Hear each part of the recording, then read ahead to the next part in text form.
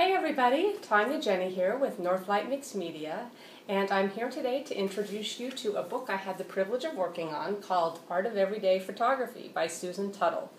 I thought it would be fun to give Susan a ring and ask her some questions about the book, and I've invited you along to hear what she has to say. Okay.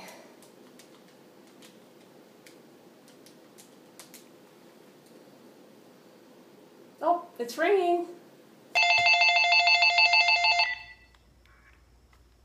Hello? Hey Susan, it's Tonia. Hi Tonia, how are you? I'm doing well, and yourself? Good, I've been expecting your call. Great. Well, thanks for agreeing to talk to me just a little bit about the book. And as we discussed earlier, I'm just going to ask you a series of questions, and you just say whatever comes to mind. Sounds good. Sounds good. Let's get started. All right. So, during the process of writing my book, I discovered I'm much more blank than I imagined. I'm much more in need of sleep than I imagined. And as I get older, I need more. When I did the first book, Very good. I understand. Yeah, the first book in 2008, I was able to stay up till like, I don't know, 2, 3 in the morning, and I couldn't do that with this book, so sleep. Gotcha. All right. At one point, I had a moment of panic when... A moment of panic. When I realized that the content I had turned in had gone way, way over. That was very scary because it was essential information. And oh my gosh, yes, I did have a little bit of a panic attack at that moment. Yeah, well, luckily it all worked out. And hey, it's better to have too much information than not enough. That's right. So there you go. All right. Number 3, in practicing the art of letting go, I felt lighter after I relinquished control over the blank of my book. I felt lighter when I relinquished control over, just letting it go. When I knew that this was the last time that I was going to get to look at it and make any corrections before it went off to print. And so in that moment, when I sent those corrections off to you, I just felt myself kind of release. And I had a couple tears come, and my shoulders relaxed, and I just took a breath. Yes, I do remember that moment. Oh, really? That's nice. That's good. And it's true. Once it gets to that point, there really is nothing more you can do about it. That's right. I can imagine it would be a huge sense of relief at that point. It is. And you just send it off and you trust, and it's good. All good. All right. Number 4. I'd consider it a dream come true if blank told me my book had had a positive impact on him or her. Definitely one of my children. Aw, nice. That's perfect. All right. Publishing this book has inspired me to try something new, which is?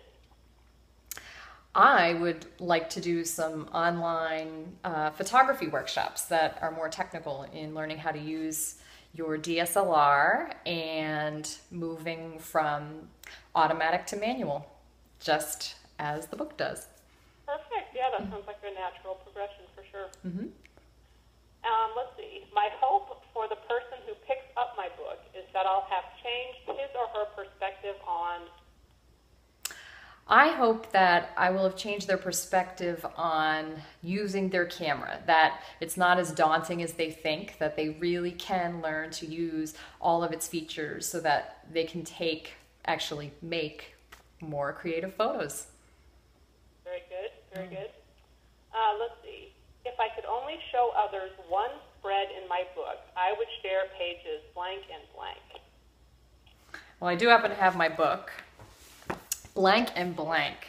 Well, one that I love is Life Celebrations. So that's in the back, 136 and 137. One of my favorite shots is on page 137. It's the wide angle shot of the little girl. Yes. Here, I'll show the audience. Are you holding that up? I'm trying. I gotta say, when I'm talking to you, I have no idea where to look. Should I look at the phone? Hi, Tonia. Should I look at the audience? Hi. Should I look in I don't know where to look. So if I look awkward, It's just going to be. Like you're looking off, you know, just forward. Into the sunset? Just thinking, yeah, that would make sense. Okay. All right. Okay. I might even include that little blurb of me not knowing where to look. It's kind of funny. Whatever you want. Fine with me. Okay. One sentence of advice I'd give to anyone wanting to write a book would be? I would say two things, really. I would say give it your all. And what I mean by that is when they're presenting a proposal, they have to be very thorough and very clear. So it's going to take a lot of time to develop their idea and get it all down on paper. I'd say have a really clear outline, a very clear synopsis of the book, a vision of the book. And I'm sure you request all this anyway. I know you do, in fact. But give it your all with artwork samples, as if you were actually going to do the book, so that if the proposal was accepted, you could begin the next day. And so the flip side is you're putting your all into it, and what if it doesn't get accepted? I mean, yeah, that's like a risk you take, but I truly believe if this is what you want to do and it's in your heart, that keep moving forward and an opportunity will present itself so that you can get that out into the world. If it's something that's important to you and the intent is to teach others and to elevate them in some way, I think those opportunities will come. So give it your all and keep at it. That's my biggest piece of advice. Very good. I think that's a little bit more than one sentence, and that probably is an indicator of how we ended up with so much content in the book. Whoops. Just kidding. No, you're not. It's true, though. Let's see. My most humorous behind-the-scenes moment behind writing this book would have to have been... That is an easy question. The little baby, I'm not sure what page he's on, but you can find him in the portrait section. He was lying on a little not a bearskin rug, a sheepskin rug, and he peed all over it. So that was really cute. Nice. Yep. He was a very happy baby. Yeah, he looks happy in the picture. Yeah. I've never known that. Nope. Thanks for sharing. Yeah. All right, last question. If I had to write the book over again, I'd spend more time enjoying blank and less worrying about blank. That's a really tough one to answer because with this book, there were so many technical things I had to get just right.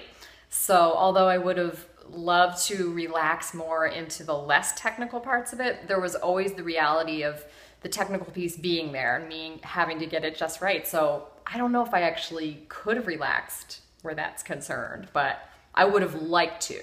Let's put it that way. Well, I guess that's the best we can accept. Well, you did a great job with the book, Susan. I mean, it is very technical, and that's just exactly, I think, what you wanted it to be. So. Thank you. And I love how it looks, how it came out. The layout is beautiful. Your editing skills, you working with me and allowing me to have my own voice. It's just been stellar. You're fantastic. I love you. Thanks. And Brianna, the designer, just to give a shout out to her. Brianna. So I think that comes through as well. So. Yeah, she's highly talented. Brianna Sharstein, very talented. Yay. All right, well, I guess I'll let you go, and thanks again for agreeing to answer my silly questions. Silly questions? No. Well, it was fun. Thank you.